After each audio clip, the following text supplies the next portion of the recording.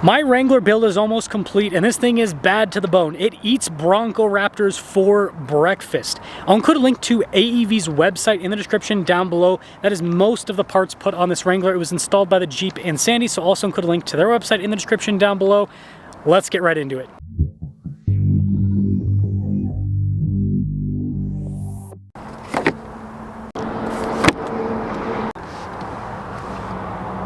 The Bronco Raptor has a teeny weeny lethargic V6 turbo.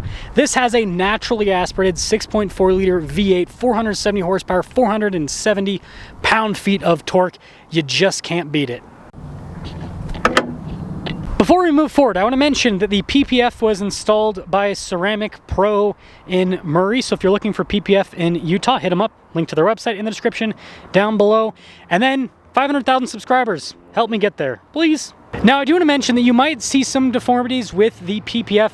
It is not done. So the PPF was like half done before we dropped off the Wrangler to get the other parts installed. It's going back to the shop to get everything finished. So it'll be there for a couple days.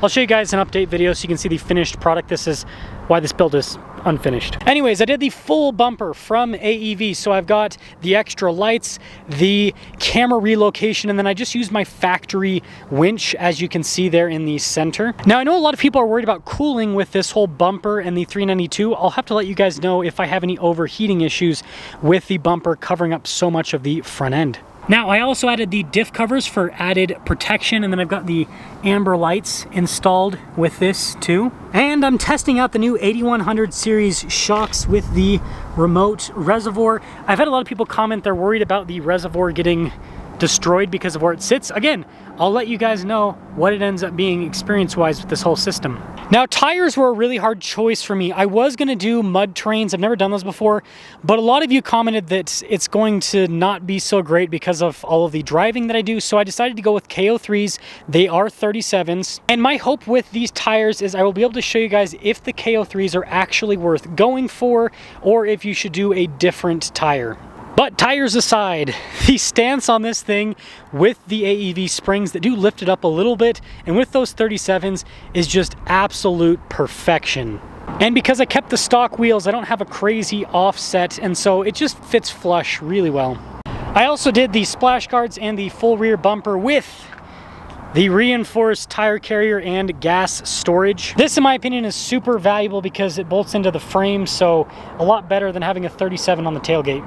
But for those of you wondering, you can still use this normal operation. It is quite heavy, so just kind of understand that, but it's still very usable. And I will say this aftermarket AEV bumper just works so much better with the Wrangler's overall design. The look of this thing is incredible. Now, the retail of all of these parts before installation cost is a little bit over $10,000. And so you add installation into that, and you're probably gonna be mid-teens depending on what the labor rate actually is, because it does take quite a bit of time to wire everything with this whole kit. And you know, if you just do the suspension and shocks, you don't do the bumpers or lights or anything, I mean, you'd probably be closer to like the $5,000–6,000 range. Like, it'll save you a bunch of money. Again, just look at AEV's website for the pricing, and then you obviously have to assume some labor to install it. But let's see how this thing performs. That's the important deal. Well, first drive in my Wrangler, and then I'm gonna have to drop it off to do the BPF finish thing. So yeah, after that's all done, by the way, I'm gonna put 500 miles on the Jeep first, and then once I've got 500, well, probably 1,000, I'll do 1,000 miles, and then I'll take it off road. I just want to make sure that everything is good to go on the Jeep, that it's kind of like somewhat broken in before I tear things up in four-wheel drive low. Because, you know, you got 130, well, now 139 miles on the odometer. It's crazy. I've owned this vehicle for a month, and I have, like, I drive 40,000 miles a year, so having less than 200 miles on a car after a month is not heard of in my world. I'll drive 200 miles in a day. Now, I will probably, I'm debating, I'll probably honestly raise the tire pressure for daily driving. Set it, you can see 38 on the one side, 40, so pretty close. I'll probably set it in the mid to high 40s. I usually do that with all-terrain tires just so that I have a little bit less give in the tire, so that it helps out with the on-road handling, especially the Jeep being solid axles front rear. The one thing I love about the 392 is the low-end torque, and the transmission's very snappy, And so you have all this torque, and the transmission just gear to gear to gear. Always have power. This drives so much better than stock. So with the stock Wrangler, and I want to kind of get some more turns to really verify. You get the kind of wallowing back and forth, and it's not all the crazy. And when you go over bumps, it's pretty firm. This feels a lot more tight around the turns, and then it actually feels like it has travel over the bumps. The Extreme Recon, you lose down travel because Jeep kind of just like rushed that whole kit, whereas this, you regain that lost down travel. So this has travel more like a 33-inch tall tire Rubicon in terms of the feel, if that makes sense. Where like, you just trust me, go to a dealership, drive a 33-inch tall tire Rubicon, drive an Extreme Recon, and you see exactly what I'm talking about. The 33-inch tall tire Rubicon, the suspension's very nice, whereas the Extreme Recon's very stiff. This is, again, oh my gosh, yeah, so much better. Yeah, this is more like a regular Rubicon. Now, you're still taller, it still has more kind of side to side than a regular Rubicon, so there is a difference there. But man, is this way better than the Extreme Recon in terms of the setup. It is so nice. I wonder what my fuel economy is going to end up being. I ran 35s for the entirety of my last Wrangler, and so now that I'm doing 37s, I'm curious to see if I get significantly worse fuel economy or if it ends up being relatively the same. I imagine it's probably going to be pretty similar in that 15 to 16 mile per gallon range.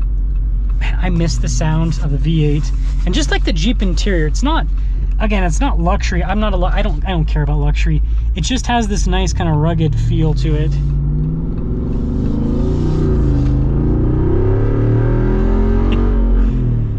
So good. Now, something to note, if you want even more power, turn off the traction control. And actually, let's turn that back on. I think you can turn it all the way off. Maybe not. Maybe you have to be parked. I can't remember. But anyways, you turn off the traction control, and because it naturally cuts, this has so much horsepower, and you got all-terrain tires, so it's going to cut power naturally. But you do that setup, and then it doesn't cut the power anymore, and so then it feels even crazier. Not necessary. Oh man, this brakes so much better too. You don't get the nosedive.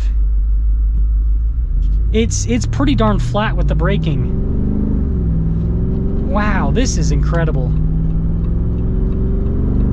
I knew this would be great because I've driven so many AEV Wranglers, and I've drove one 392 AEV Wrangler and absolutely loved it. But having, oh my gosh, yeah, having my own, so nice. Like, this is a Wrangler 392 that can actually go around a corner. Like, it actually handles. It doesn't that tippy where you feel like you're gonna literally tip over with the vehicle. This is so good. And the thing that's important, this is, you're not gonna drive this like a race car driver on the road. Off-road, this is gonna hopefully have so much more stability. Again, I'll find that out in due time. But as this sits right now, oh, this is incredible. Like, this is what I was hoping the 392 would drive like when I saw it first come out. But oh my, the steering is so much, everything's so much better. So much better. I don't think I'm ever going to want to drive any other off-road SUV. Man, this is so good. And if I wanted to be quiet, close the valves, but we're not going to do that because that's lame. Man, what a car. What a car. So, where am I going to park this? I guess I'll park it here. Oh yeah, it was right here. Let me know your thoughts on my 392 build. I'm really excited to test this out, see how it ends up doing long term. Again, see if the engine overheats because the light's up front. Ooh, it's the loudest sound on earth. Car jack. Yeah, see if this fixes a lot of the stability and travel issues that I had with because the stock Extreme Recon was just horrible. I don't care what anyone says, it's horrible. It drives horrible on-road, drives horrible off-road. It's just not a good setup at all. So I'm really excited to see how this ends up performing, especially off-road with some, you know, high-speed trails and with some rock crawling. So stay tuned, folks.